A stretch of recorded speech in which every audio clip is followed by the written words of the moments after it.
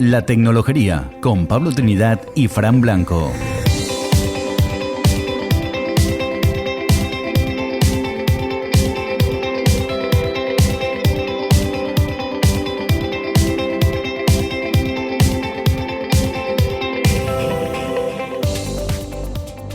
Hola y bienvenidos a La Tecnologería, un podcast en el que damos a conocer a empresas y personajes influyentes en el mundo de la tecnología y que hoy no está en nuestro entorno cercano, sino un poquito más lejos. Os habla Pablo Trinidad y a mi lado, al otro lado de la línea, me acompaña el gran Fran Blanco. ¿Qué tal, Fran? Hola Pablo, ¿qué tal? ¿Cómo estamos? Pues nada, aquí este es el primer episodio en modo cuarentena por esto del coronavirus.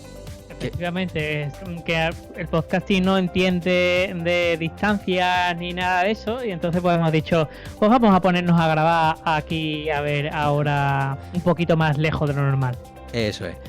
Que bueno, que la única diferencia es que tú y yo no estamos al lado, pero como vamos a hacer entrevistas a gente que está afuera, pues vamos a aprovechar la coyuntura para grabarlos en este periodo y ya cuando volvamos a la normalidad, pues nos ponemos juntitos a grabar, que siempre el resultado es distinto. Claro, todo un clásico. Bueno, ¿y qué hay por ahí hoy? Pues nada, hoy nos vamos a ir a Barcelona y vamos a ver el caso de una compañía muy difícil de definir porque hace muchas cosas y crean empresas y venden empresas y parece una aceleradora, pero no lo es. Tiene hasta un bar. ¡Ostras! Esto es fantástico, sí. La verdad es que todas las cosas que acaban en bar o empiezan en bar son buenas. Sí. Entonces, esto promete ya de Eso por es. sí. Menos si te anulan un gol. Así que vamos a meternos en harina y a ver qué nos trae la historia de hoy, ¿no? Venga, vamos a ello.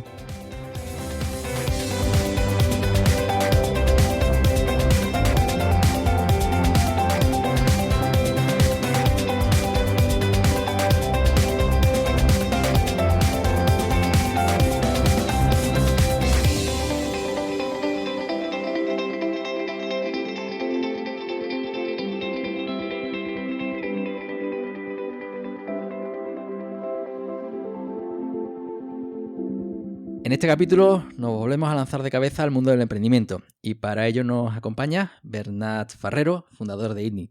¿Qué tal, Bernat? Muy bien, ¿qué tal? ¿Cómo estáis? Pues bueno, Fran, para romper el hielo, además que esto a la distancia, pues es lo que tiene. Sí, efectivamente. Te toca hacer esa pregunta culinaria que Bernat aquí viene a pecho descubierto y no tiene ni idea de qué va. Nada, a ver, ¿de qué vamos? Bueno, yo creo que es la pregunta que yo creo que con el que empezamos en tecnología, ¿no? Y es, Bernat, ¿a ti la tortilla de patatas con o sin cebolla? Con cebolla, siempre. Sí. Sí. ¿Y en esta época de cuarentena te pones a hacerla? En esta época tengo mucho tiempo, la verdad. Pero todavía no me he puesto con las cocinitas. Todavía vivo de lo que tenía en la nevera y tal, y hago cosas simples, pero yo creo que voy a empezar ya, ¿eh? Bricolaje, ya pasado. Cocinitas. Bien, bien. La primera etapa ha sido de acomodar el nido, ¿no? Exacto. Bien, estupendo. ¿Ves? Ha sido fácil la pregunta, hombre. Claro, tampoco es para coger ni nada de eso. Digo, pregunta culinaria, ¿qué será? Bien, bueno, un poco por saber a dónde nos dirigimos. ¿A qué se dedica ITNIC? Pues mira, ITNIC es un grupo de empresas tecnológicas de Barcelona que empezó como el primer día como una empresa de tecnología. Hacíamos productos para terceros que eventualmente empezó a trabajar para emprendedores y tuvimos que aprender a hacer otras cosas que no eran simplemente tecnología, que es de donde veníamos la mayoría de fundadores de ITNIC, ingenieros informáticos. Entonces, cuando empezamos a aprender marketing, ventas, otras cosas que tenían que ver con, al final, conseguir los objetivos de nuestro cliente, que eran emprendedores y querían tener éxito, tener clientes y ese tipo de cosas. Entonces, hubo un día que dijimos, oye, ¿y si somos tan buenos diciéndole a los demás cómo construir sus productos, por qué no lo hacemos nosotros? Entonces, decidimos arrancar un proyecto nosotros, que era Camalún.com. Y Camalún.com ha sido nuestra escuela que nos ha permitido pues, aprender a gestionar y crecer un negocio. Camalún.com, pues en los últimos 8 años, creció de 0 a unos 20 millones de euros en facturación, unas 200 personas, ha abierto casi todos los mercados de Europa y sigue creciendo aproximadamente un 30 y pico % anual. Claro que esto este año veremos con el coronavirus, porque la verdad es que nos ha dado bastante fuerte, pero sí que nos ha permitido aprender pues, a hacer un go-to-market, a abrir mercados, a hacer marketing internacional y a construir un producto que aguante para todo este volumen, ¿no? Luego, aparte de Camalún, pues decidimos seguir arrancando negocios impulsivamente o compulsivamente, no sé cuál es la mejor palabra, hasta el punto que arrancamos 12 negocios en total en ITNIC. O sea, al final somos una especie de grupo, pero que arrancamos negocios en dos modalidades. O bien los arrancamos nosotros desde cero, nosotros quiere decir yo personalmente o mis socios, o sea, nada de voy a buscar un emprendedor y a ver qué pasa, no funciona así. Pero sí que en otros casos hemos acompañado a emprendedores que tenían una idea, tenían un proyecto y buscaban socios tecnológicos, gente que les ayudara a construir el producto, la tecnología. Y eso es lo que en el primer momento nosotros hacíamos y que eventualmente dejamos de hacer, porque veíamos que era un modelo que no nos gustaba. Preferíamos arrancar nosotros los negocios. Esto ha evolucionado a que de estas 12 compañías pues han quedado 6. Hemos vendido 2 a multinacionales, Gym4Less y Playful Bear. Y actualmente estamos trabajando en 4 de ellas.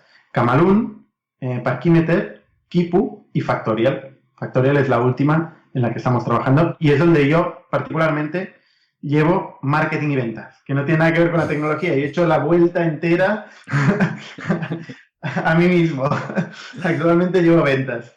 O sea que eso es un poco lo que es ITNIC. Últimamente, además, decidimos dejar de arrancar negocios porque nos quitaba foco, nos distraía y abrimos un fondo de inversión.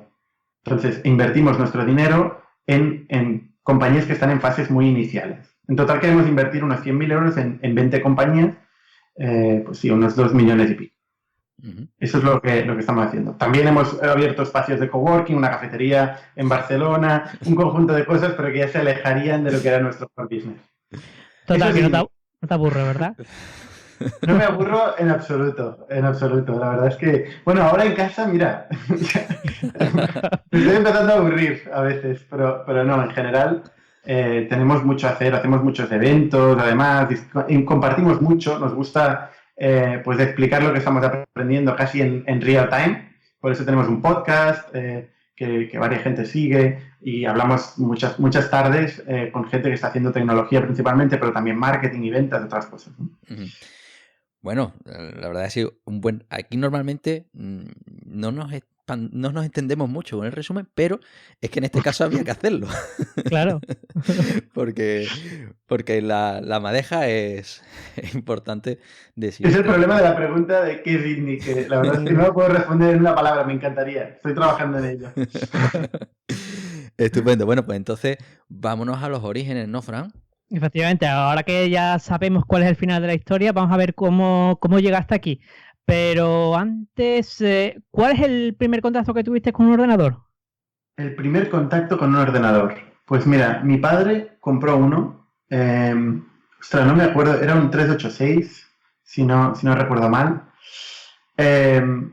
Y era como la compra, era una cosa, yo lo veía como una nave espacial o algo, ¿no? Y además veía a mi padre como un experto total, que ahí con la pantalla negra, introducía comandos y pasaban cosas, me metía en los juegos. Yo decía, hostia, esto es la hostia. Además pensaba, mi padre es un crack. Tengo que ser como él. Y entonces empecé a aprender después de MS2, primero y otras cosas, para intentar saber como mi padre. Ese fue el primer ordenador que tuve. Qué grande. También con aquella época te cogían los libros, los tochacos para coger los comandos y esas cosas y wow, increíble para cómo está ahora. Sí, te sentías Dios en aquel momento porque, o sea, nadie lo entendía. Había una barrera, una brecha digital tan bestia. Ahora es muy fácil, ¿no? La UI de un ordenador. En aquel momento realmente tenías una curva de aprendizaje importante. Bueno, el formato gráfico. Había que querer claramente aprender. Sí. Sí. Totalmente. Y yo creo que nos cogió la edad de la curiosidad. Bueno, ¿y por qué estudiaste informática? Pues mira, por una razón, porque era Trekkie. O sea, yo soy fan de Star Trek desde bastante joven, me pilló bastante joven. De hecho, mi tía era Trekkie. Guau. Es una historia un poco rara, pero sí, mi tía era Trekkie, entonces me introdujo en el mundo de Star Trek y tal, ¿no? Y siempre comentábamos, mi tía también es ingeniera informática, casualmente. De hecho, es una de las primeras de España, si no la primera, porque creo que la primera facultad de informática, no sé si fue la Politécnica en Barcelona, no lo sé, seguro que se lo atribuyen varias universidades. No, lo estuvimos discutiendo hace poco y creo que San Sebastián fue la primera, pero coincidió en el curso, no sé si con Barcelona, Madrid, pero en un año digamos que sé que San Sebastián, Barcelona y Madrid sí tuvieron facultad, ¿sabes? Pero bueno, que sí. Pues mi tía se apuntó justo en la primera promoción, además su apellido empieza con B, entonces está en la primera de la lista. Tú miras los primeros informáticos, la primera. Y mujer, que tiene mérito. Sí, sí. Entonces es su influencia, la influencia de mi tía que me hablaba de la informática, de Star Trek, y pues yo quería hacer lo mismo. Bien, Qué bueno. entonces lo tuviste claro, te metiste de cabeza a estudiar ingeniería informática, ¿no? Qué bien. Sí. Bueno, y en esos estudios, ¿no? Aquí siempre intentamos ver el perfil de quien acaba y qué es lo que hace a lo largo de la carrera, ¿no? ¿Tú hiciste algo, además de estudiar, que te marcara profesionalmente o personalmente? Sí, a mí la universidad, la verdad es que fue un sitio donde pude conocer a gente interesante. Más que el contenido en sí de la carrera, que no me cambió mucho la vida. Entre otras cosas porque a veces tenía la sensación de estar aprendiendo la prehistoria de la informática más que la realidad de la informática. Pero sí que es verdad que al encontrar gente inquieta a mi alrededor, gente que también le gustaba la tecnología, pues tuve la oportunidad pues, de empezar a meterme en grupos de open source, empezar a programar cosas nuevas que salían. Pues en aquel momento descubrimos Ruby, empezamos a programar en Ruby y flipábamos y tal. Entonces fue un poco el entorno, más que la universidad en sí, lo que me inspiró bastante, la verdad. Bien, Qué grande. Oye, ¿y cómo pegaste ese salto al mundo laboral? Pues mira, yo siempre he trabajado haciendo proyectos. Yo la verdad es que cuando empecé con 18 años la universidad conocí a un chaval, que es Jordi Romero, que de hecho esto lo explicamos hace poco en otro podcast, porque entrevistaba yo a Jordi. Y él es el CEO de Factorial actualmente y socio mío en INNIC. Pues lo conocí el primer día de la universidad, en el autobús, yendo a la universidad, lo conocí ahí. Entonces yo flipaba con este chaval porque pues él con 18 años hablaba de mis clientes, tengo mis clientes y no sé qué, y esos proyectos y tal. Y yo, este tío, ¿de dónde sale, no? Y la verdad es que me inspiró y pasé a hacer lo mismo yo. O sea, empecé a coger proyectos. Al final era la excusa para probar tecnologías, ¿no? Queríamos probar, pues yo qué sé, programar no sé qué con no sé qué librería, no sé qué. Pues vendíamos un proyecto que nos permitía utilizar esta tecnología y entonces aprendíamos y además nos financiaba o me financiaba el aprendizaje el propio cliente. Y esa es la forma como empecé a ganar dinero ya en la universidad. Después de un verano fui a trabajar en una consultora tecnológica que se llama Nextred, todavía existe. Y la verdad es que ahí descubrí que mi vocación no era trabajar en una compañía así, en una consultora. ¿Y por qué? Pues básicamente porque la gente que estaba a mi alrededor, siempre al final la gente que está alrededor de uno creo que influencia mucho, ¿no? La gente que estaba a mi alrededor no le apasionaba, no le motivaba la tecnología, lo que estaba haciendo. Yo me quedaba sin trabajo y decía, oye, dadme más, quiero hacer más. La gente me decía, no, calla, que nos van a poner más trabajo. Esto a mí me desmotivó. Y estuve 3 meses ahí, solo 3 meses. Y fueron los únicos 3 meses de mi vida que he trabajado para un tercero. Porque entonces ya monté INNIC, que era una empresa de tecnología, y desde entonces pues llevo trabajando en INNIC. Vaya. Entonces al final, y bueno, y ya más o menos con lo que nos has explicado, INNIC es, ahora se llama emprendimiento, ¿no? Tú entonces creas una empresa y con un modelo de intraemprendimiento, ¿no? Casi, es decir, es el vehículo para ir matando el gusanillo de ir creando cosas, ¿no? Sí, es que el tema de emprender, claro, yo no vengo de una familia de empresarios, en absoluto. Mi padre es maestro, mi madre es farmacéutica. No tengo el tema del emprendedor dentro, ¿no? Entonces, a mí lo que sí que me motivaba era la tecnología. Y entonces, para hacer tecnología, pues tenías que, bueno, encontrar un proyecto y tener un cliente. Y para tener un cliente, pues tienes que enviar una factura. Y para enviar una factura tienes que poder facturar. Entonces, tirando del hilo, este jack shaving infinito de tirando del hilo, pues acabas montando un pitoste considerable, ¿no? Porque además, como yo soy una persona curiosa y me gusta probar cosas, pues a medida que vas probando cosas y vas cogiendo distintos proyectos, pues necesitas a gente. Y yo empecé a fichar a gente de mi clase, varias gente de mi clase. De hecho, creo que en mi banco entero acabo trabajando en INNIC. Y básicamente era por ir cogiendo proyectos y necesitabas manos y tal, ¿no? Y al final un día, pues, hacía todo lo que no era programar. Al final acabé haciendo todo lo que no era programar porque nadie le daba la gana de hacer nada que no fuera programar. Entonces, pues me acabé encargando de todo lo demás, que era desde las ventas hasta la facturación, hasta absolutamente todo lo demás, ¿no? Y programaba por las noches cuando me dejaban. Bueno, y básicamente ya me he olvidado la pregunta. No, sí. No, al final es que vamos aquí tirando del hilo, pero además cronológicamente tendremos que ir enganchando cosas. Entonces tú empiezas eso de ir teniendo ideas y lanzarlas. Todavía no está encima de la mesa, sino que es una forma de aglutinar todo ese negocio que tú tenías la capacidad de captar y a medida que te faltaban manos ir tirando de tu gente, ¿no?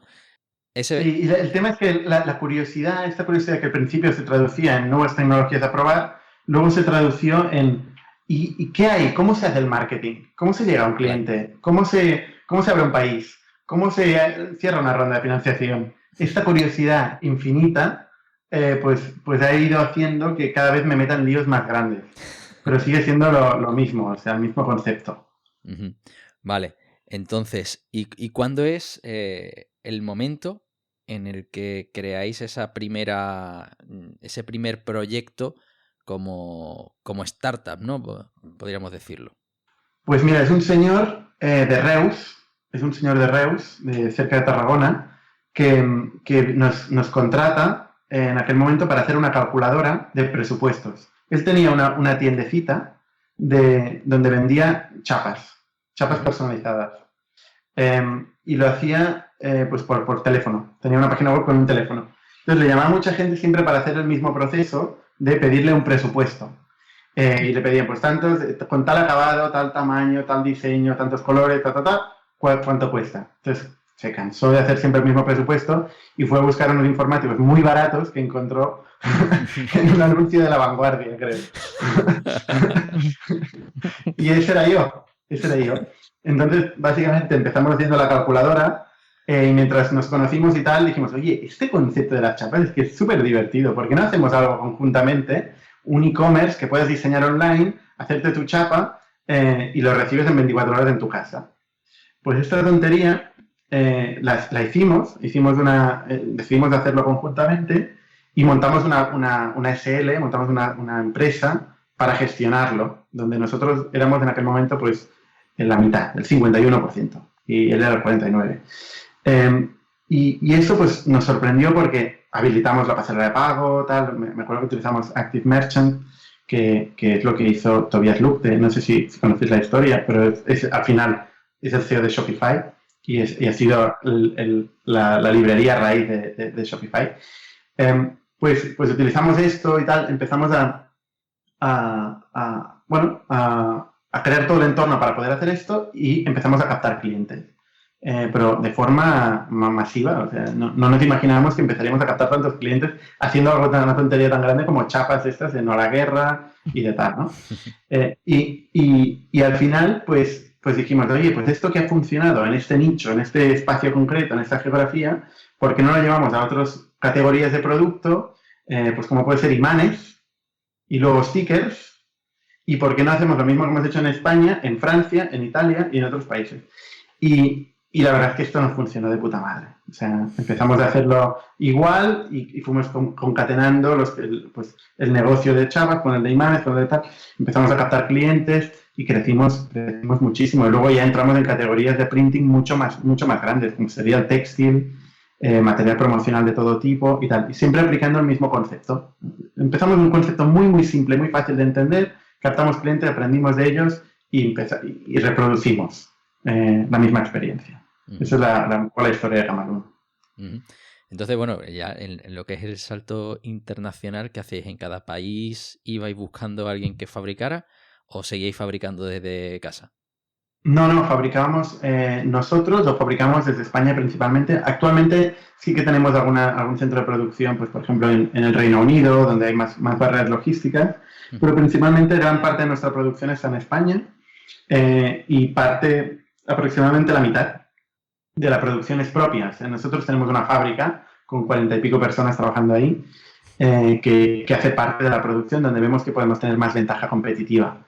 Porque además, como ingenieros que somos, cometimos todos los errores de reinventar todas las ruedas posibles de reinventar. Entonces creamos pues, un sistema de gestión de la producción, un sistema de planificación de pedidos, o sea, todo lo creamos desde cero nosotros, ¿no? Y para abrir países, pues básicamente lo que hicimos es hacer el go-to-market del país, que básicamente era la pareja, en un principio era solo marketing, y luego fueron las parejas de marketing más inside sales, equipos de ventas para pedidos más grandes, clientes más grandes, que se encargaban de negociar con el cliente y tal. Pero siempre desde Barcelona, siempre local, y por eso nos creció tanto el equipo, porque tenemos toda la cadena de valor dentro. O sea, tenemos desde parte de la producción, y tenemos también un equipo de ventas que al final ha acabado siendo pues bastante grande. Yo creo que hoy son 60 y pico personas solo el equipo de ventas, por ejemplo. Wow. Sí. Vale, y lo que sí veo que en este camino ya empieza a haber patrones en esto, ¿no? Es como si cualquier cosa que hagáis y desarrolláis veis la posibilidad de transformarla en producto, ¿no? Exacto. Porque luego aquí, pues tanto Factorial como, bueno, Quipu o como lo llaméis, ¿no? O Kipu, sí. Que son otras dos empresas, ¿no? Que están dentro de ese paraguas de ITNIC. Realmente lo que venden son SaaS para gestionar parte de la gestión de una empresa, ¿no? Con lo cual podemos decir que es para gestionar Camalún, es la meta empresa. Claro, eso es lo que estoy viendo, ¿no? Dice, sí. me he creado el software y he resuelto todos los problemas desde cero en lugar de utilizar tecnologías que ya existen, pero claro, eso al final lo conviertes en un producto, ¿no? En este caso en un servicio, en un SaaS, ¿no? ¿Cuándo os dais cuenta de eso?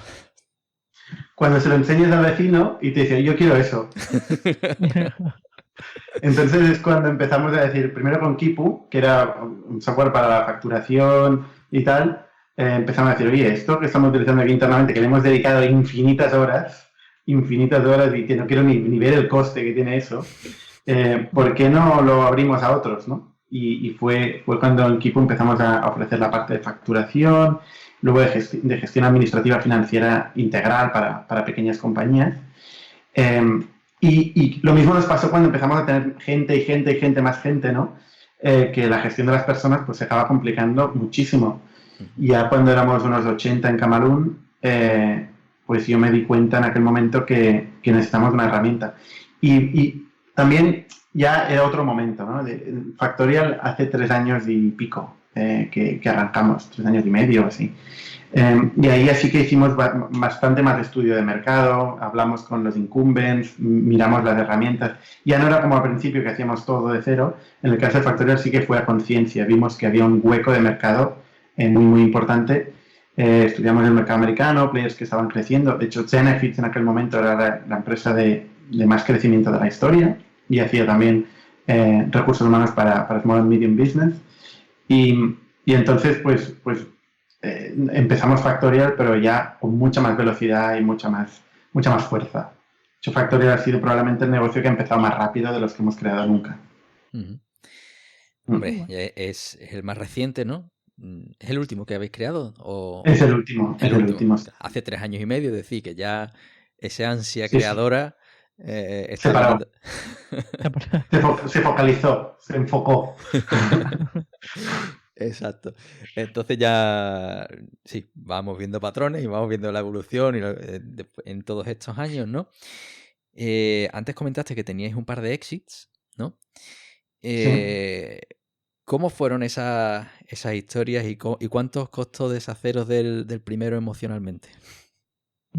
Uy, muy poco, cuando recibimos el cheque.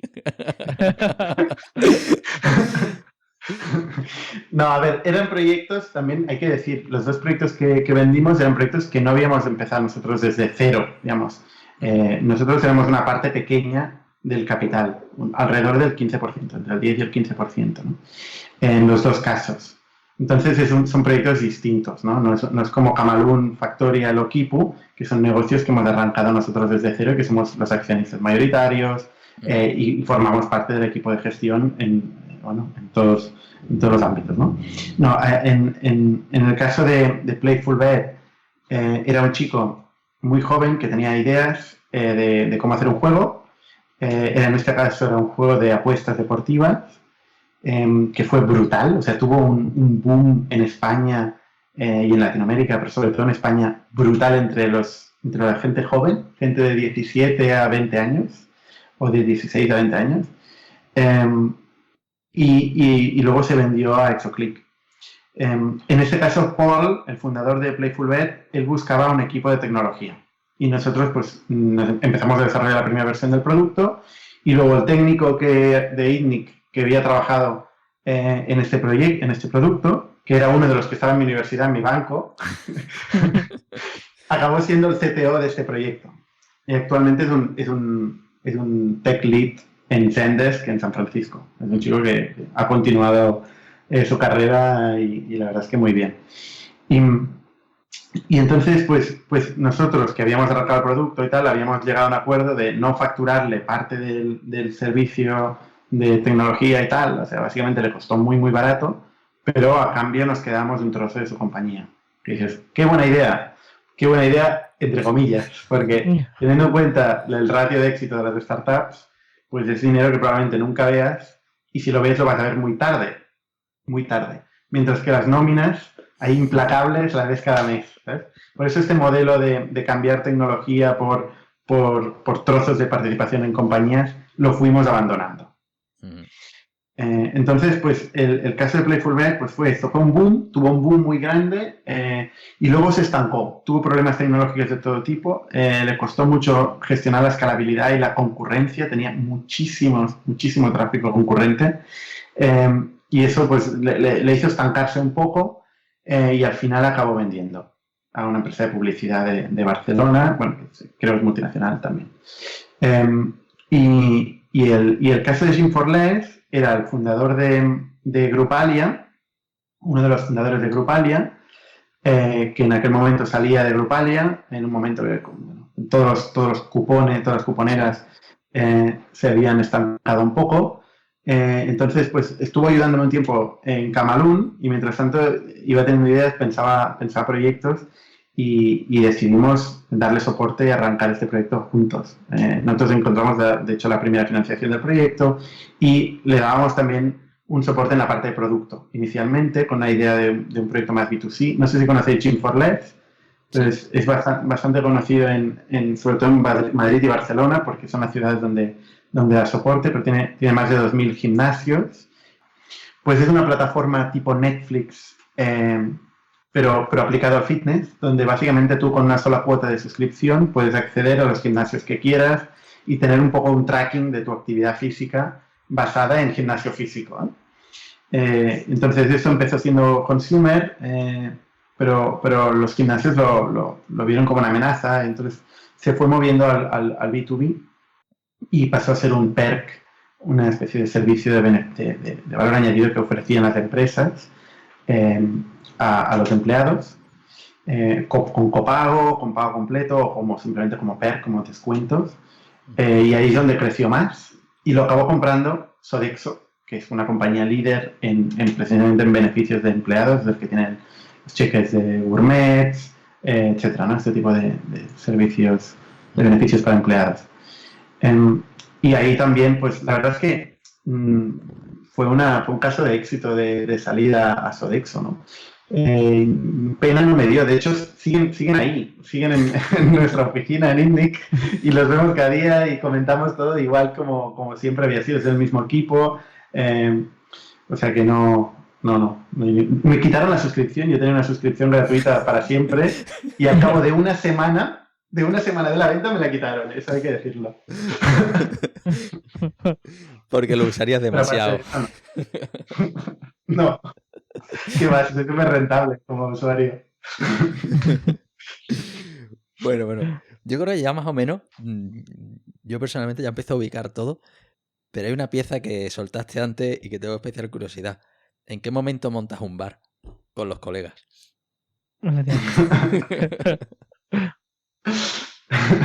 Pues sí, puede ser considerado un bar de colegas. No, pues en un momento dado, ITNIC fue creciendo, ¿no? Actualmente somos unas 300 y pico personas en las empresas del grupo, pero aparte, como siempre nos preocupaba poder crecer en el mismo espacio, porque nos gusta estar juntos, lo que ahora está prohibido por el coronavirus, pero es lo que a nosotros nos motiva. Entonces fuimos cogiendo más espacio de la cuenta y ofreciéndolo como coworking. Luego hubo un día que dijimos, oye, esto del coworking pues es un negocio que es rentable desde el primer día, como al contrario de todo lo demás que hacemos, ¿por qué no lo potenciamos, no? Y decidimos crecer un poco también el espacio de coworking, entonces tenemos como unas 100 y pico plazas de coworking, que además ahora estamos duplicando con otro espacio. Y eso es al final es la razón por la que cogimos un coworking. En un momento dado nos dimos cuenta que un local de abajo, de calle, una esquina entera, del Poblenou de Barcelona quedaba vacía porque había una imprenta que se iba y dijimos, venga, vamos a pillarlo y reformarlo y convertirlo esto en un espacio súper guay de eventos y con una cafetería y tal. Y entonces, pues, el tema de la cafetería ya nos complicamos del todo también. ¿Por qué? Porque fuimos a buscar una cafetería que hubiera tenido éxito en Barcelona, encontramos una en el barrio de Gracia de un chico que se llamaba Yassir Rais, un chico marroquí, pero bueno, nacido en Barcelona. Y la verdad es que era un crack, es un crack. Y nos caímos bien y entonces el tío además seguía nuestro podcast, casualmente, y decía, oye, yo tengo el sueño de crecer en mi negocio, pero hasta el infinito. Y nosotros decíamos, pero ¿cómo si el tío tiene una cafetería? ¿Cómo crecer una cafetería hasta el infinito? Y el tío hizo un plan y la verdad es que el tío nos demostró cómo podía escalar su concepto de café, pero de una forma pues muy significativa, ¿no? Hizo el plan de las 100 cafeterías. Y nos lo creímos e invertimos en él. Con lo cual, ya nosotros queríamos abrir una cafetería y acabamos invirtiendo en un negocio de cafeterías. Así es como nos complicamos la vida en ITNIC. Pero la verdad es que estamos muy contentos porque está funcionando muy bien. Se llama Sira Coffee. De momento no ha abierto 100 cafeterías, pero sí 5 en Barcelona. Y le están funcionando muy bien. Ahora mismo están todas cerradas y la verdad es que no sé cómo pasará estos 2 meses, pero su proyecto es muy, muy, muy interesante y el café es muy bueno. Si pasáis por Barcelona, yo os recomendaría que fuerais a un Sira Coffee. Y si es el de Poblenou, mejor, porque ahí está ITNIC también. Pero yo tenía que ir hace un par de semanas, tuve que cancelarlo por el tema del coronavirus, así que nada, ya lo tengo previsto para junio, si todo va bien y no sigue habiendo coronavirus. Espero que sí. Me pasaré por allí, a ver qué tal. Bien. Bueno, entonces al final ITNIC es algo que se os va constantemente de las manos, ¿no? Podemos resumirlo. Totalmente. Y bueno, con un modelo de intraemprendimiento un poco particular, es decir, empezáis con esto de asesorar a otros, luego al final os asesoráis a vosotros mismos y estáis constantemente pues convirtiendo casi en producto o ideas que tenéis, ¿no? No, pero hace 3 años que no, hay que decir, hace 3 años que estamos focalizados. Yo personalmente en Factorial, Camalún tiene otro CEO desde hace 3 años y estamos mucho más enfocados. Bien, entonces, bueno, y Factorial que se centra en los recursos humanos, que es algo además que a mí me apasiona, ¿no? Que estáis focalizados, no focalizáis en el sector tecnológico únicamente, ¿no? Digamos que es el problema de la captación de recursos humanos como plataforma, o estáis focalizados al sector tecnológico. A ver, no, es una plataforma de gestión de empleados totalmente horizontal y agnóstica en cuanto al sector. De hecho, tenemos clientes en todos los sectores y en más de 45 países del mundo. Wow. Esa es la otra. Es un proyecto que empezó igual que Camalún hizo con las chapas, algo muy concreto y muy específico. Factorial lo hizo con las vacaciones. O sea, hicimos una herramienta para gestionar las vacaciones de una forma muy sencilla. Entonces, básicamente lo que les pasa a los responsables de recursos humanos es que no consiguen implementar una herramienta que la gente utilice. O sea, básicamente se crea una herramienta, un proceso, un sistema y luego la gente hace lo que le da la gana. Y la gente de recursos humanos pues se dedica al día a perseguir a unos y a otros. Oye, no me has puesto el tal, no me has puesto la vacación, no has autorizado no sé qué. ¿No? Entonces, cuando nosotros hicimos esta herramienta, nuestro objetivo era sustituir esta necesidad de ser un secretario y de ir detrás de la gente por parte de la gente de recursos humanos. Enfocamos mucho a producto, hicimos una herramienta muy consumer, muy tipo Instagram, muy fácil de utilizar y, sorprendentemente, los empleados empezaron a utilizarlo. Gustó tanto que que la gente lo utiliza, además lo ofrecimos gratuitamente, ¿eh? O sea, ahí hicimos un salto brutal, porque nos propusimos captar el mercado de forma masiva y lo hicimos. Captamos más de 50.000 empresas. Wow. O sea, fue brutal. Pero claro, era gratis, ¿eh? Que esto ayuda. Entonces, luego, después de hacer esto y conseguir que las compañías metieran en la plataforma pues todos sus empleados, los managers, los flujos de aprobaciones y tal, entonces teníamos todo para poder empezar a resolver problemas de las empresas.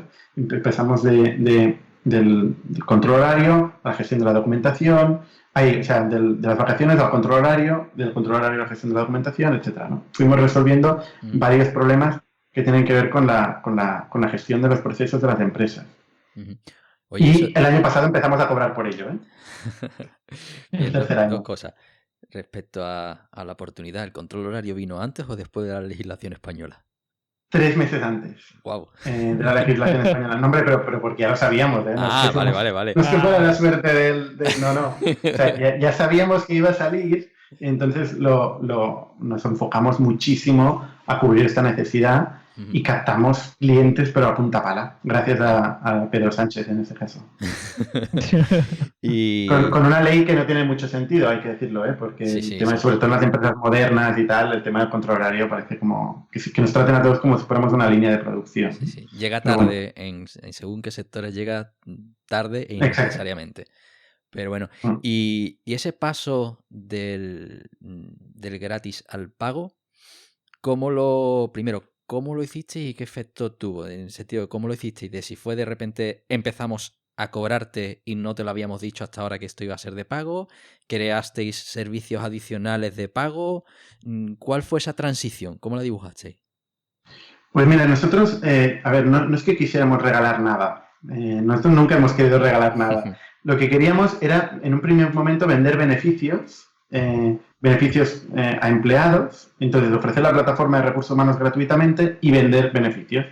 Pero luego lo que nos dimos cuenta es que la gente que tenía los problemas de recursos humanos, de digitalización de la documentación, de los procesos, etcétera, pues igual no necesitaba o no quería lo de los beneficios. Entonces resolvíamos un problema, pero no lo monetizábamos, y el que teníamos que resolver pues no lo resolvíamos bien, porque los beneficios del problema que tenían es que nosotros montábamos un sistema súper usable, muy fácil para activar el ticket restaurante, decíamos una API que se conectaba con un proveedor, y esto al final acaba yendo a una señora que se le caían los papeles y cometía errores, que es como funcionan todos los proveedores de beneficios en España.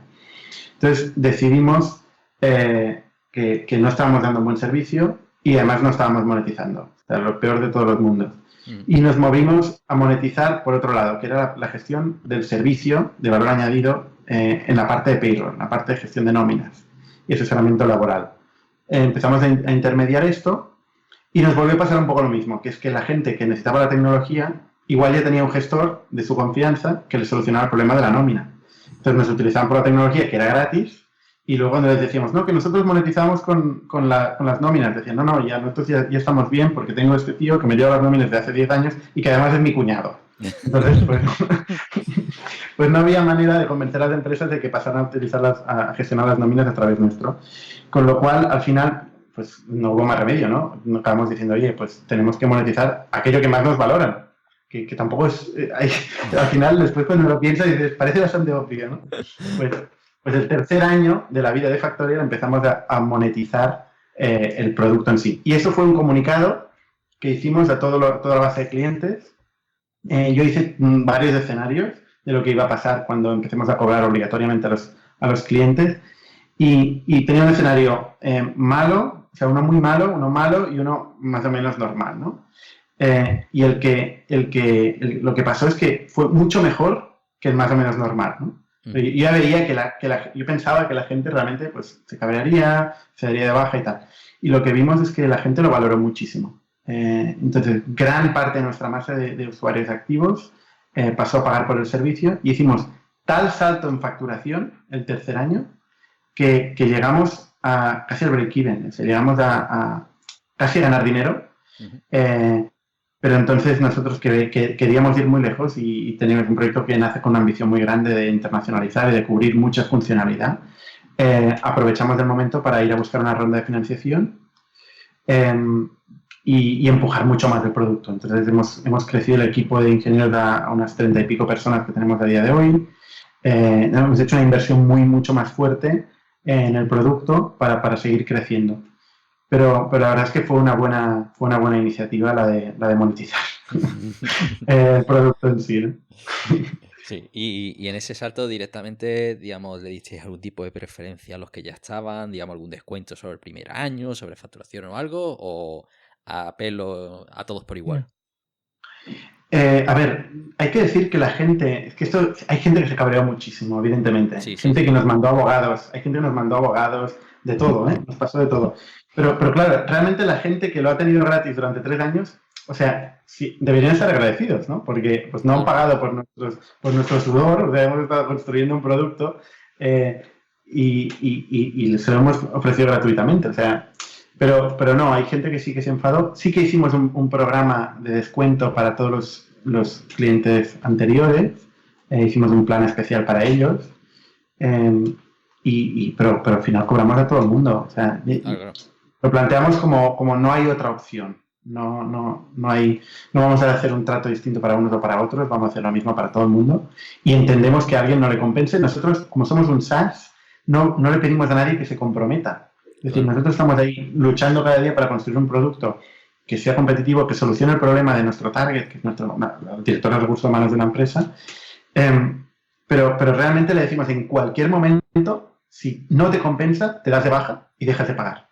Porque por eso somos un SaaS, ¿no? Claro. Entonces, pues bueno, para lo bueno y para lo malo, ¿no? También. O sea, normalmente puede ser para lo malo, pero en este caso pues fue para lo bueno, ¿no? Empezamos a cobrar. Bien, por todo esto al final siempre se habla de que la gran barrera psicológica del pago, ¿no?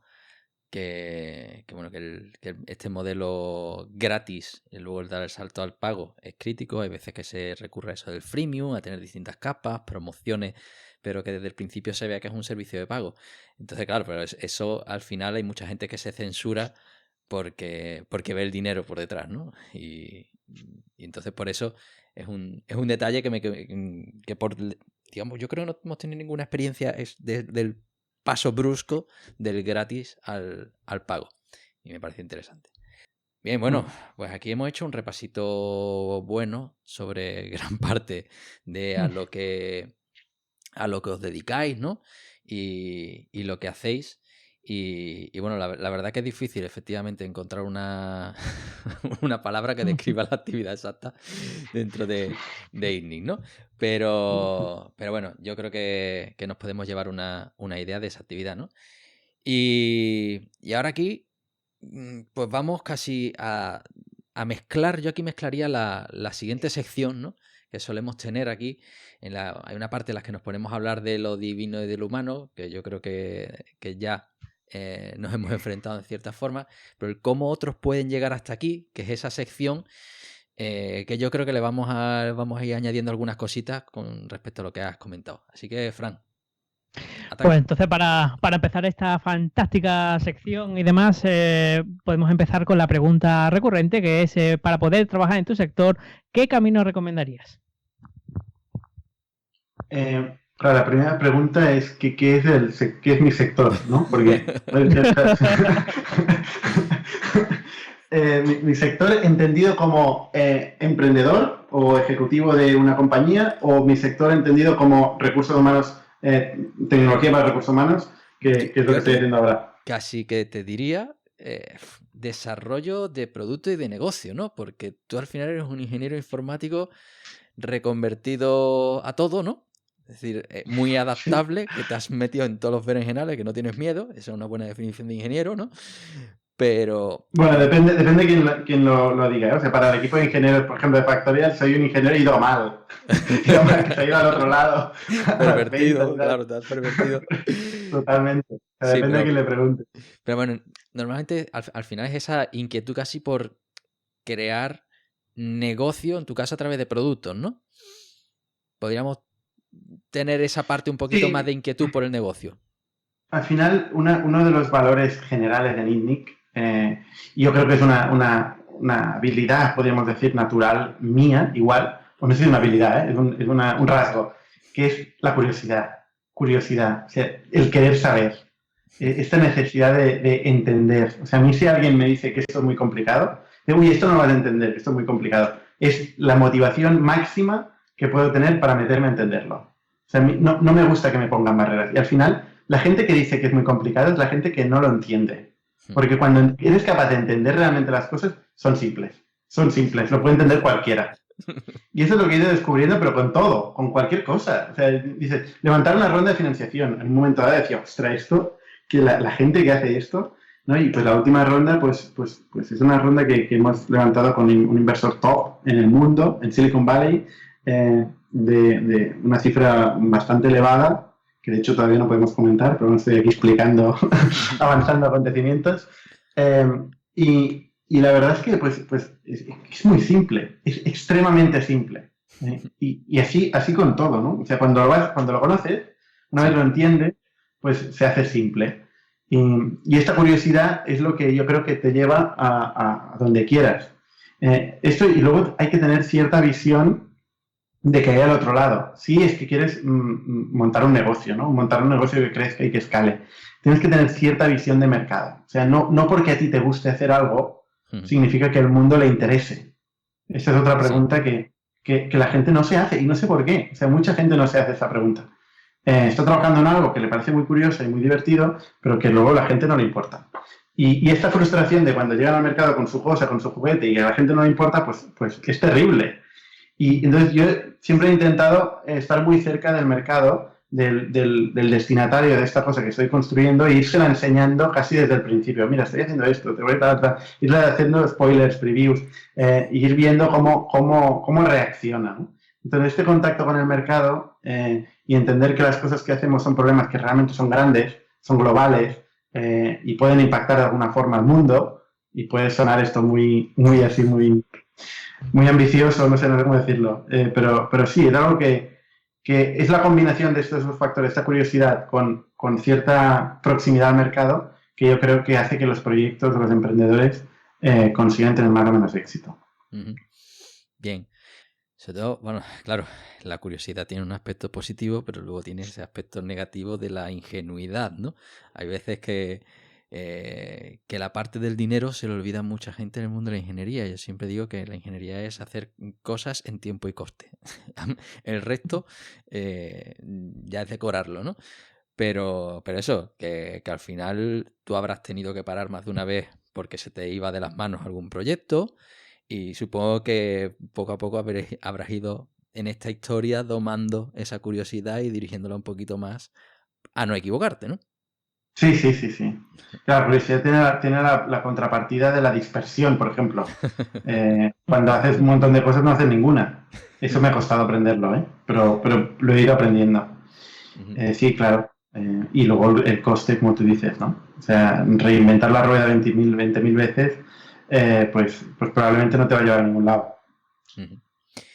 Bien. Y bueno, y aquí de tu yo actual, ¿qué porcentaje crees que se lo debes a tus estudios? A mis estudios. A ver, mis estudios entendidos como... Estudios universitarios. Como esta experiencia universitaria, que te he dicho que casi me impactó más mi entorno que el contenido de las clases en sí. Muchísimo. O sea, la gente con la que trabajo, mis socios, todo vienen de la universidad. O sea, fue clave para mí ese periodo. Ujú. Pero también te digo, la mayoría de esta gente no acabó la carrera. No iban a clase. Yo estaba mucho tiempo en el futbolín, cuando no debía estar en el futbolín, en la universidad. O sea, eso también pasó. Pero la universidad y el periodo de la universidad fue absolutamente clave. Sí. No, además que nosotros en eso, además, a pesar de venir del mundo universitario, somos políticamente muy incorrectos. Además, la primera entrevista que hicimos, pues Jorge nunca acabó la carrera. Nos trajimos a dos, nunca acabaron, ¿no? Es decir, en eso nosotros no mostramos todas las caras de la moneda, ¿no? Y bueno, esto no se graba en vídeo, pero no lo emitimos, ¿no? Ahí atrás esa copa es de futbolín, ¿vale? ¿Ah, sí? O sea, vosotros también, ¿no? Vamos. Estas muñequitas han Yo no ganado gané ninguna torneos. copa, pero debería. Entonces, bueno, que es bueno hacer otras cosas y eso al final es lo que forja, porque seguramente esos ratos de futbolín con la gente con la que tú estabas sentada, ¿no? Pues son las que luego te han ayudado a tirar de ellos con los años, ¿no? Así que... Sí, eso y que tenemos un futbolín en INNIC también, ¿eh? Si no, no hay manera. Y lo usáis, porque aquí Tío. las empresas de Hay futbolines... hay algunas empresas que tienen máquinas de, ¿cómo se llama? De estas de videojuegos y tal, y que está muy bonita como decoración, pero de verdad no se enciende para casi nada. A nosotros sí lo usamos, demasiado que lo usamos. Que ahora con el control horario yo quiero poner ahí un botón de parar control horario, porque eso no es tiempo efectivo de trabajo. Bien. Bueno, Pero se puede decir team building o algo así, ¿no? Sí, así lo venden. Bueno, Fran, cogemos el DeLorean. Venga, vamos a ello. Así que, si en este caso, si pudieras decirle algo a tu yo de hace, pues, yo qué sé, échale 10, 15 años, bueno, 15 es mucho, ¿no? Pero de hace 10 años, ¿qué le dirías a ese yo? Pues eso de la simplicidad, de hacer menos. Mira que ya me lo decían en aquel momento, mucha gente, pero hacer menos con más intensidad probablemente impacte más, ¿no? Enfocarse, no hacer más que hacer, no hacer, que al final es lo que acaba, para mí un plan es no hacer, porque todos son ideas, todos son oportunidades, todo el mundo te viene con 1000 millones de oportunidades, pero al final tienes que decir, oye, eso no.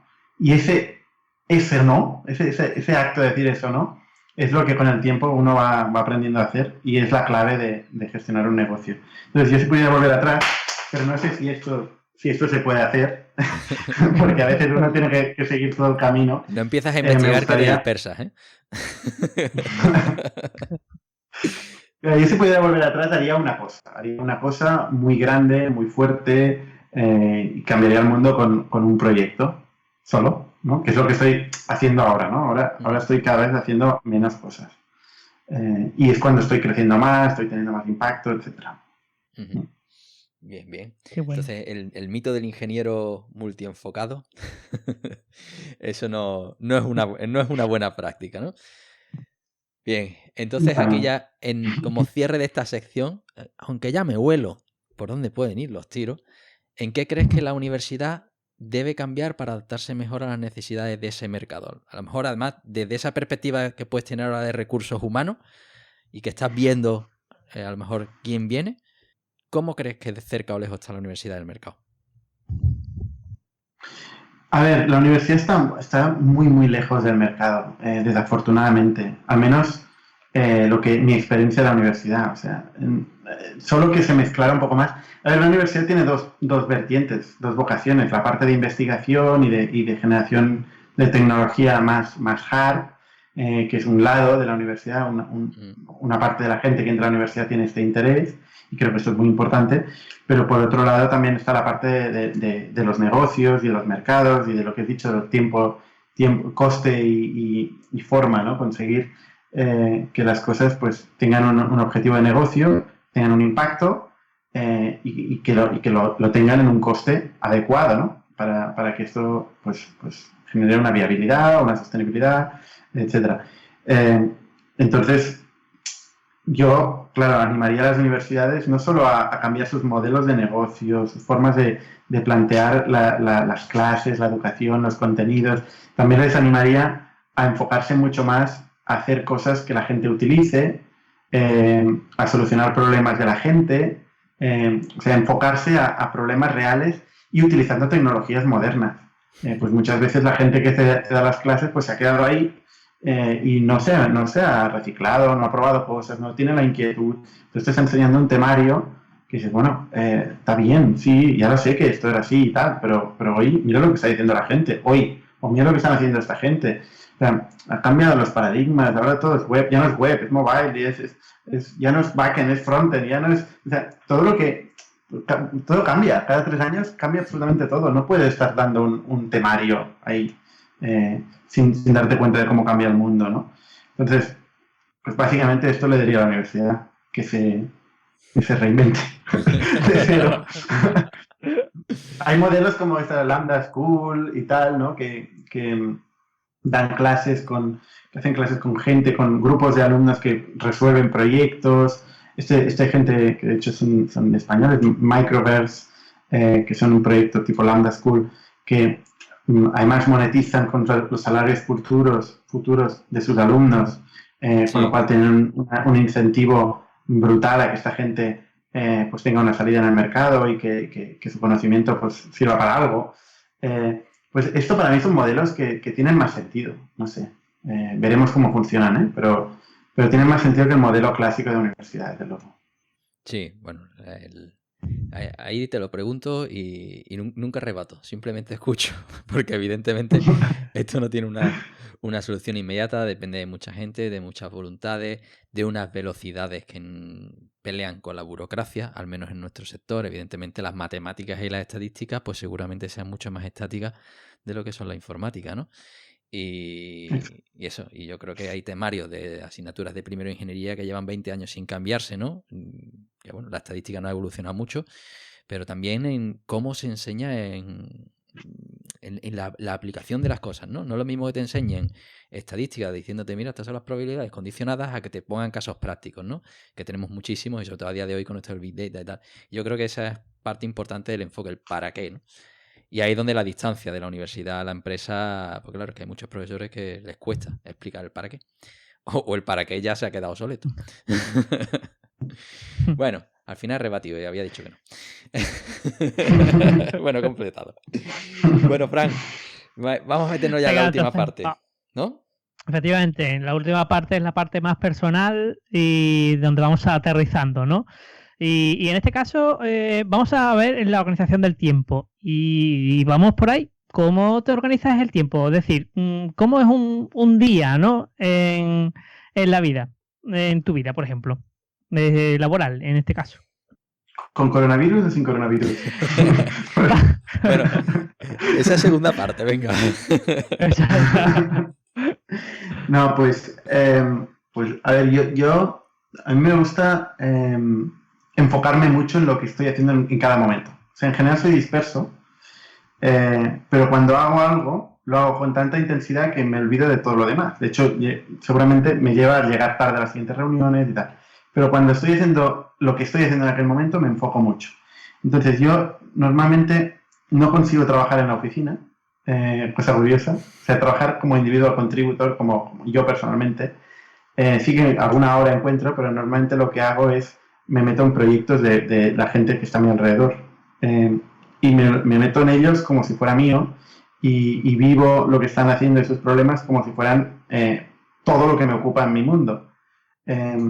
Entonces es bastante aleatorio un día mío, porque aparte de las reuniones que puedo tener fijadas y de los one-on-ones, que para mí pues, son muy importantes, que tengo con gente que directamente reporta a mí, pues aparte de esto me lleno espontáneamente los huecos con proyectos o con reuniones o con conversaciones con terceros que tengo en mi oficina.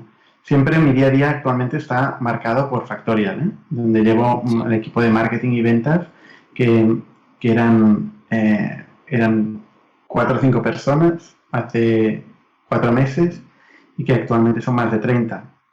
Con lo cual, pues ahí tengo un reto importante. Y además son dinámicas muy distintas a las que yo estoy acostumbrado. Yo vengo más de producto y la cultura es muy distinta.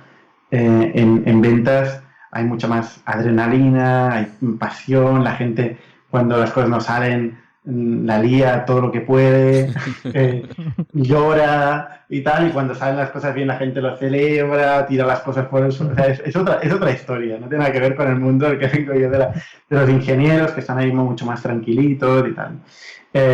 Entonces, pues gestionar eso, motivar a la gente, mantener a la gente motivada, con reto, con suficiente reto, pero al mismo tiempo que lo puedan asumir, mantener esta tensión, pues esto es lo que me ocupa en mi día a día. Sí. Bien. Bueno.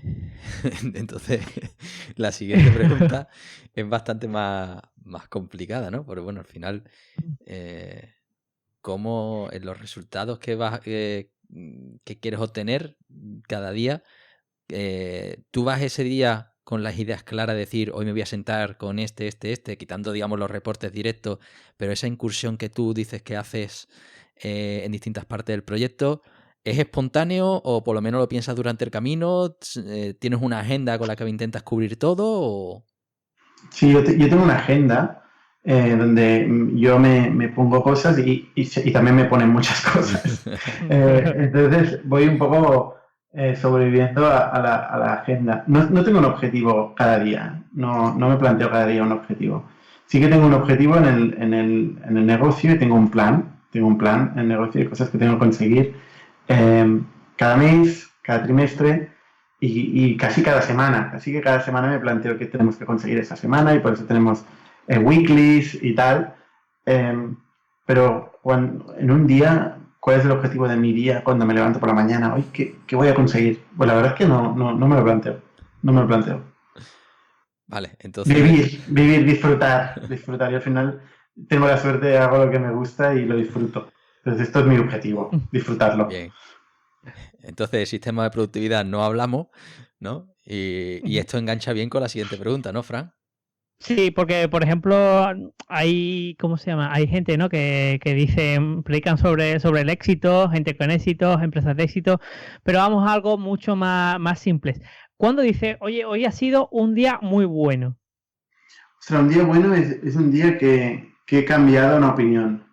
Yo tengo opiniones muy fuertes en general, ¿no? Y el día que alguien me convence de algo contrario y me cambia mi opinión, es para mí un muy buen día. Es un día que he aprendido, pues no sé, he encontrado un camino nuevo, algo. O sea, esto es un muy buen día. Y evidentemente esto por un lado. Por otro lado, cuando consigo una buena venta, obviamente. Ahora que estoy en ventas, lo valoro y lo disfruto también.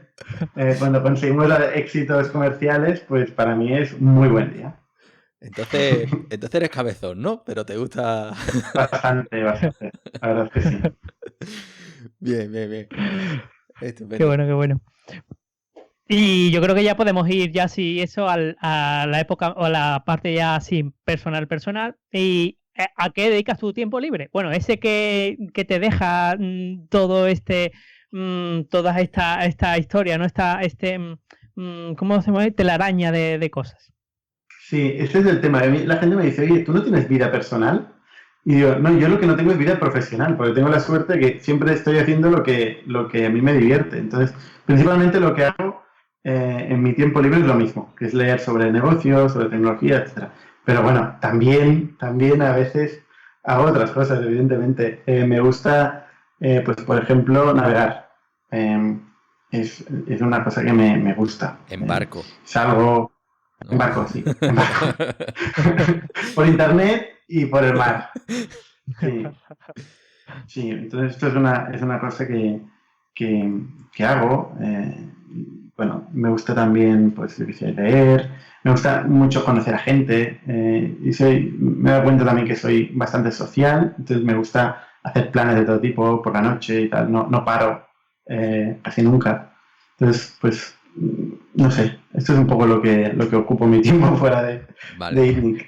Qué divertido tomarse una copa contigo, ¿no? En este caso. Puedo dar el coñazo bastante. A ver, una curiosidad. ¿A vela o a motor lo del barco? Vela. Bien. Además, bueno, es un buen sitio para tener esa afición. Bien, entonces, con ese perfil que nos has dicho de que te gusta socializar, tratar con gente, discutir, convencer que te convenzan. ¿Cómo llevas esto del encierro del coronavirus? Pues claro, a ver, fatal. La primera semana me la pasé quejándome de ese tema, precisamente, del hecho de no tener a gente con quien discutir o hablar, aunque estoy todo el día en Zoom o todo el día en videocalls, y la verdad es que yo creo que es más social que estando en la oficina. Pero bueno, pero luego ya, este fin de semana hablé con mi prima, por ejemplo, que tiene la mala suerte, o no, porque es su vocación, de estar en el frente actualmente en un centro de asistencia primaria, de hecho, ni siquiera un hospital. Y la verdad es que cuando me contaba lo que están viviendo y la situación que están viendo de colapso total, digo, hostia, yo me estoy quejando por estar en casa. O sea, realmente he pasado de estarme quejando toda la semana pasada, esta semana estoy muy contento de estar en casa, de estar bien. Y bueno, al final pues estamos pasando un tiempo difícil, pero saldremos de esta, ¿no? Y la verdad es que no me puedo quejar, o sea, no me puedo quejar. Estoy en casa, estoy solo, pero tengo internet. Si no tuviera internet ya sí que tendría un problema. Si no peta en el futuro con esto del uso de la red, ¿verdad? Toquemos madera. Sí. Bien. Entonces, aprovechando ese internet, estos momentos de ocio, ¿no?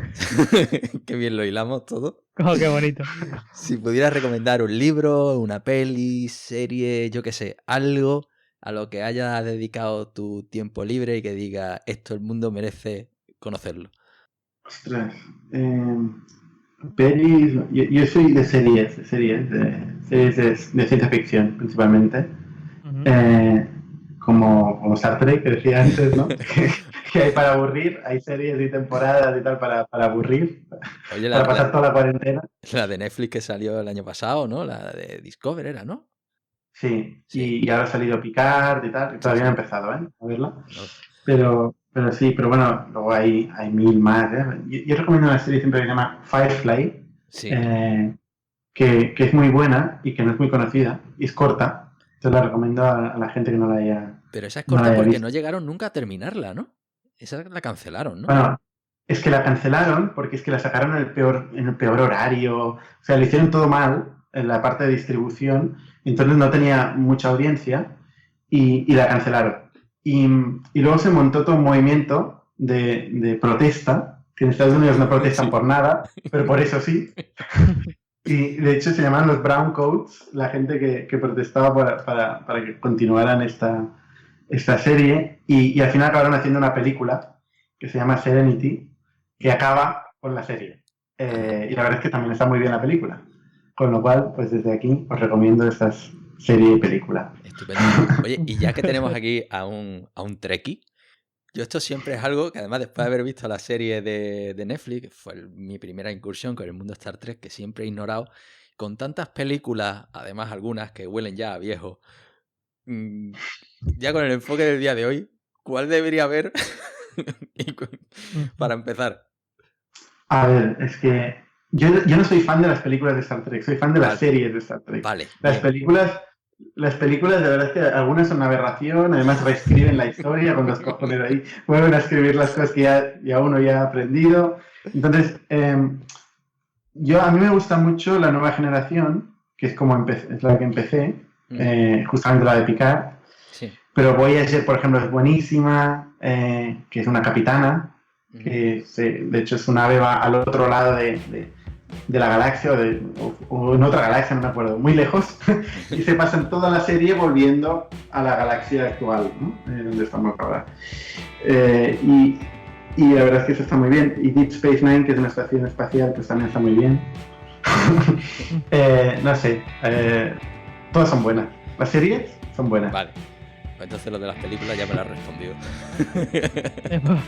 Películas pasan. Bien. Te ha quitado un trecho ahí. Sí, me ha quitado horas innecesarias de televisión. Bien. Bueno, pues yo creo que con este toque trekkie de última hora nos llevamos unas cuantas palas de conocimiento. Yo ya he puesto en orden la historia detrás de Ipnik, que es mucho más interesante. Bien, menos mal. De lo que me parecía inicialmente, que ya me parecía interesante. Y nada, Bernat, te quería agradecer que dediques este rato a hablar con nosotros. Y bueno, una cosa que no hemos hablado, en Igni también tenéis un podcast, que lo hemos hablado fuera de micro, y muy interesante, y que también publicáis todas las semanas, y bueno, con entrevistas a gente también del sector, y yo aquí lo recomiendo, de que le echéis un vistazo, y pondremos el enlace por supuesto en la entrada de Tecnologería. Pues muchas gracias. Pues nada, que aquí nos vamos con este primer episodio grabado en la distancia, con este nuevo escenario que esperemos que dure poquito, ¿no? Efectivamente. En el que estamos aprovechando para hacer un recorrido por todas esas visitas externas que teníamos pendientes, y ya las entrevistas cuerpo a cuerpo que nos gustan hacer en Sevilla, pues las dejaremos para cuando todo esto pase. Y mientras tanto, pues Fran, ¿dónde pueden encontrarnos nuestros oyentes? Efectivamente, porque hay cosas que no cambian, como por ejemplo las formas de contacto. Ahí estamos. Entonces puedes, si escuchas Tecnologería y tal, pues puedes contactarnos y darnos feedback en hola@tecnologería.com, o suscribirte en iVoox y en iTunes, donde ahí nos puedes escuchar y tal toda la semana, que está guay, bueno, está chulo. Además puedes encontrarnos en tecnologería.com, donde hay abajo a la derecha tenemos un enlace al canal de Telegram, que ahora pues como estamos muy aburridos, entre comillas, por el coronavirus, pues puedes comentar fácilmente todos los episodios. Y también puedes seguirnos en redes sociales, en Twitter y en Facebook, como Tecnologería. Estupendo. En YouTube también tenemos canal, lo que pasa es que no ponemos vídeo, solo el audio, para la gente que escucha audio en YouTube. Así que nada. ¿Por qué? Porque tiene que haber gente para todo, Hay efectivamente. gente para todo. Exacto. Y para todos esos estamos. Pues nada, lo dicho, Ojo. cerramos este episodio y nos vemos en el quinto de la octava temporada. Hasta pronto. Eso y es. que llevéis bien el encierro. Adiós.